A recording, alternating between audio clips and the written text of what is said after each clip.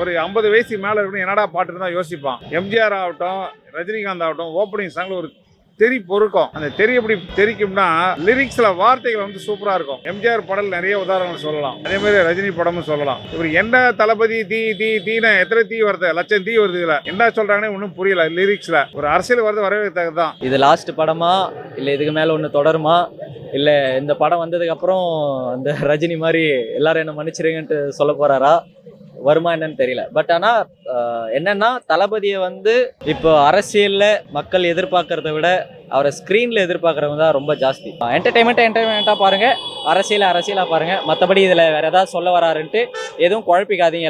எல்லாருக்கும் நல்லதே நடக்கும். அது ஜாதி மதம்லாம் அப்புறங்க, யார் என்ன நல்லது செய்கிறாங்களோ அவங்க பின்னாடி நிற்கணும், அவ்வளோதான் கருத்து. கொஞ்சம் எல்லாம் அவர் அரசியலுக்கு வர்றதுனால அப்படியே அந்த அரசியல் சாங்ஸு இதெல்லாம் கொஞ்சம் சில வரிகள் நல்லா தான் இருக்குது.